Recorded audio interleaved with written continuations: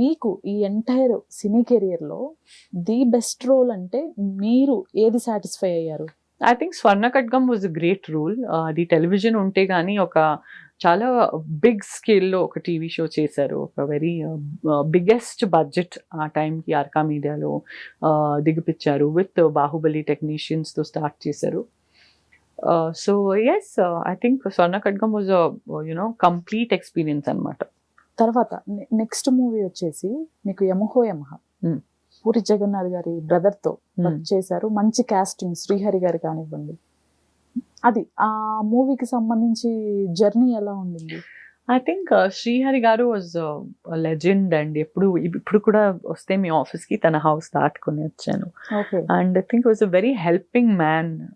అట్లాంటి మనుషులు ఉండాలండి మన మధ్యలో. నేను చాలా ఫీల్ అయిపోతాను తన గురించి ఆలోచిస్తే, that he's not in between us today అని. బికాజ్ ఏదైనా ఒక సిచ్యువేషన్ ఉంటే ఆ సిచ్యువేషన్ సెట్లో కూడా కంట్రోల్ చేస్తూ ఒక గాడ్ ఫాదర్ లాంటి ఫిగర్ మంచి. So he would solve any or every small or big issue. So I think, I really miss Srihari garu. Shanti garu kuda tanto eppudu undedi. I miss seeing them actually. ఆయన శ్రీహరి గారు మీతో మాట్లాడిన conversations కానీ ఏవైనా మీకు ఇంకా US లో shoot చేసాం మేము యమహోయమ. సో US లో మేము అందరూ కలిసి శివకేశవ్లోని ఇంకొక సినిమా శ్రీహరి గారితో చేశాను. మరి ఇది కూడా చేశాను యమహోయమ. సో ఎస్, మెనీ ఎక్స్పీరియన్సెస్ ఉన్నాయి. మెమరీస్ లో ఎప్పుడు ఉండిపోతారు. ఇప్పుడు ప్రెసెంట్ ప్రాజెక్ట్స్ ఏం చేస్తున్నారండి? Present project day and night ఒక ప్రాజెక్ట్ లో చాలా బిజీ ఉన్నానండి. అంటే ఎంత బిజీ ఉన్నానంటే టైటిల్ వచ్చేసి అమ్మ బిడ్డ. అమ్మ బిడ్డ. ఓకే. నా బిడ్డతో ఇవాళ మార్నింగ్ 6 o'clock దాకా కూడా బిజీ ఉన్నాను. అస్సలు పడుకోవడానికి వదిలేదు. ఓకే. సో మార్నింగ్ 6 o'clock తను పడుకుంటే ఇప్పుడు మళ్ళీ మార్నింగ్ 9 o'clock తను వేస్తే మళ్ళీ మార్నింగ్ 9 o'clock నుంచి డ్యూటీ ఇచ్చి మళ్ళీ 11:30కి తన్ని పడుకోబెట్టి నేను నిద్ర లేకుండా మీ ముందు వచ్చానండి. సో మళ్ళీ నేను రిటర్న్ పోవాలి, మళ్ళీ అమ్మ బిడ్డ నీ ప్రాజెక్ట్ కంటిన్యూ అవుతుంది. అంతా హెక్టిక్ గా పెట్టేశాడు నా బిడ్డ నాకు. రియల్ లైఫ్ లో కాకుండా దీనిలో రియల్ లైఫ్ లో టైం ఎక్కడ ఉంటుంది? అంతేనా మరి? ఓకే. ఇంతున్నాడు, ఇక్కడి నుంచి వదిలేసుకోవాలి. It's impossible right. సో మీకు ఇన్ని ఆఫర్స్ వస్తున్నా కూడా ఇది ఒక రీజన్. ఎన్ని ఆఫర్స్ వస్తుంటో లేదో మేము ఒక ఫేస్ లోకి లైఫ్ లో వెళ్తే మేము ఆ ఫేస్ ని రెస్పెక్ట్ చేయాలి, మరి ఆ ఫేస్ ని జస్టిస్ చేయాలి. And being a mother, becoming a mother is a huge blessing. And ఈ ఒక 1 year నేను కంప్లీట్గా మదర్హుడ్లో మునిగిపోతే కూడా నాకు ఏమీ రిగ్రెట్ లేదు. ఇన్ఫ్యాక్ట్ ఈ ప్రెస్ మీట్ ఉంది కాబట్టి నేను ప్రొడ్యూసర్స్, డైరెక్టర్స్ని చాలా రెస్పెక్ట్ చేస్తాను కాబట్టి ఈ ప్రెస్ మీట్ కోసం నేను బెంగళూరు నుంచి హైదరాబాద్ వచ్చాను. లేకపోతే ఏ ట్రిప్ అయినా ఉండని, ఏ ఎంక్వైరీ అయినా ఉండని, విల్ టాక్ ఆఫ్టర్ 6 months అని ఫోన్ పెట్టేశాను. అంటే ఇప్పుడు బేబీకి 6 months అయింది కానీ విల్ టాక్ ఆఫ్టర్ 1 year. తను పుట్టిన టైం నుంచి అట్లీస్ట్ 1 year నేను జొతగా ఉండాలి, తను నడవాలి నేను ఎక్కడైనా పోతే జొతగా. సో అప్పటిదాకా I'm very happy not to work. ఒక లేడీ అయ్యుండి యాజ్ ఎ ఫీమేల్గా ఎంత స్ట్రాంగ్గా ఫేస్ చేశారంటే హార్డ్ సిచ్యువేషన్స్ అన్నీ దాటుకుంటూ వచ్చారు. అసలు క్రియేట్ అవ్వటానికి కూడా రీజన్ నమ్మిన వాళ్ళే, ఫ్రెండ్స్. దాన్ని బేర్ చేయటం ఇంకా కష్టం. అన్నోన్ పర్సన్ నుంచి మనకు ఒక హడ్డిల్ వచ్చిందంటే దాన్ని ముందుకెళ్తాం, ఓకే. కానీ చుట్టూ ఉన్న వాళ్ళు మనకి ఒక వెన్నుపోటు అంటారు చూసారా, టార్గెట్ చేయడం. రైట్. అది చేస్తే దాన్ని తీసుకోలేం, హార్ట్ కి తీసుకోలేం. ఆ సిచ్యువేషన్ అసలు ఎలా ఫేస్ చేశారు? ఏమవుతుందంటే మేము టార్గెట్ కూడా అవుతే లైఫ్ లో అదొక టెంపరీ ఫేస్ అయి ఉంటుంది. Because that will be truth will always prevail ని అంటారు. అంటే నిజం ఎప్పుడు మమ్మల్ని కాపాడుతుంది. ట్రూత్ఫుల్గా ఉండే మంచి ముందుకు వస్తారు. అండ్ ఇట్లాంటి వేరే మనుషుల్ని కూర్చొని టార్గెట్ చేసే మనుషులు అండ్ అట్లాంటి ఒక హ్యాబిట్స్ పెట్టుకునే మనుషులు వాళ్ళకి వేరే ప్రాబ్లం పెట్టడానికి అవసరం లేదు. They themself fall in problems. Right. అల్టిమేట్గా వాళ్ళ లైఫే నాశనం చేసుకుంటున్నారు. సో మాకు వాళ్ళు నాశనం చేసేయడానికి వస్తే కూడా, నాశనం చేస్తే కూడా అదొక టెంపరీ ఫేస్ అయి ఉంటుంది. సో నేను అట్లా చూసి అండ్ నేను నా దేవుడి మీద నమ్మి నేను ట్రూత్ఫుల్గా ఉన్నాను. నేను అన్నిటికంటే బయటకు వచ్చేసి నేను బాగుండాలి, నా లైఫ్ నేను బాగుండాలి. నాకు నా అమ్మ తండ్రి ఉన్నారు. ఒక 12 years ఏజ్ నుంచి నేను వర్క్ చేసిన ఒక ఆర్టిస్ట్, చైల్డ్ ఆర్టిస్ట్గానే వర్క్ చేశాను. ఓకే. సో అంత కష్టపడి పైకి వచ్చిన నేను ఆర్టిస్ట్, నాకు ఎవరు ఇండస్ట్రీలో గాడ్ ఫాదర్ లేరు, లేకపోతే రామా నీకోసం ఈ సినిమా రెడీ ఉంది చేసి అట్లా లేదు. నా మెరిట్స్ మీద గెలిచి మెరిట్స్ మీద కాపాడుకొని నేను చాలా హార్డ్ వర్క్ చేసి వచ్చిన ఆర్టిస్ట్. సో ఇట్లాంటి ఒక ఆర్టిస్ట్ మీద నోరులో ఏం వస్తుంది అట్లా మాట్లాడేస్తే కూడా నేను నా జర్నీలో ఒక 60-70 డైరెక్టర్స్తో వర్క్ చేశాను.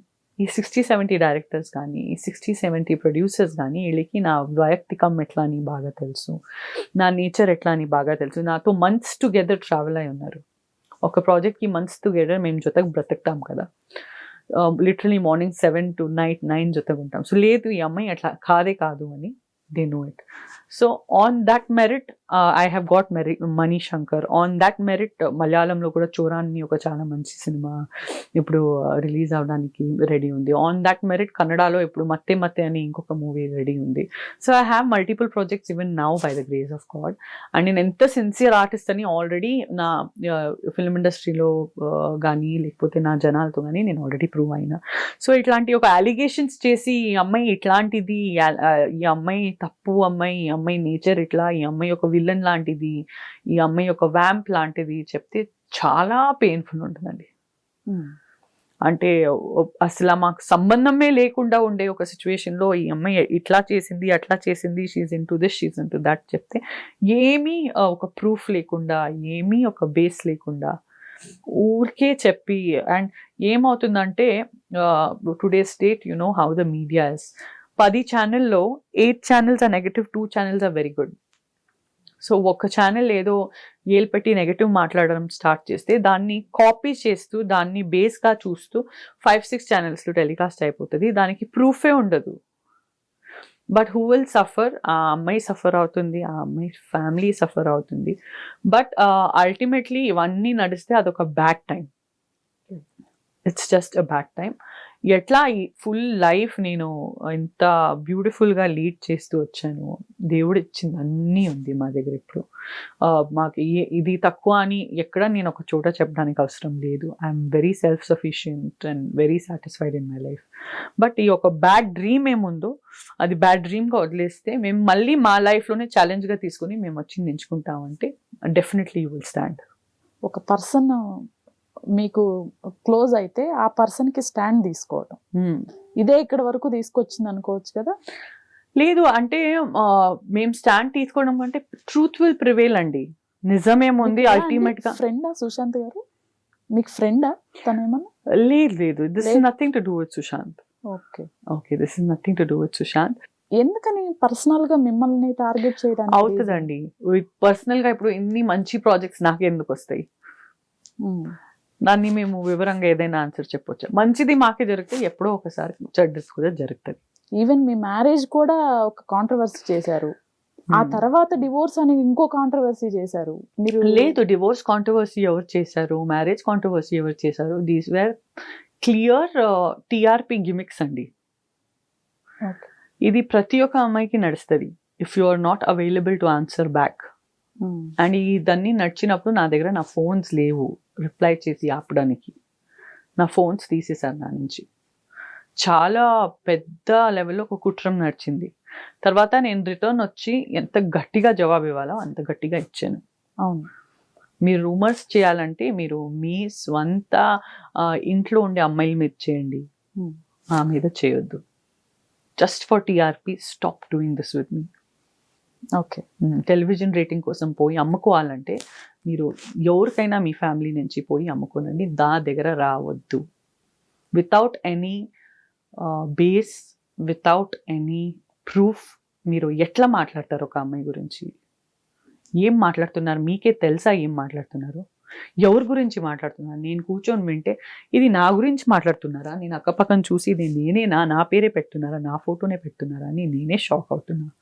ఇంతకీ నేనే షాక్ అవుతున్నానంటే నా ఫ్యామిలీ ఉంది, నా లైఫ్ ఉంది, నాకు ఎంత మెంటలీ ఎఫెక్ట్ అయింది నాకు తెలుసు. అన్నీ ఫైట్ బ్యాక్ చేసి స్ట్రాంగ్గా రిటర్న్ వచ్చాను.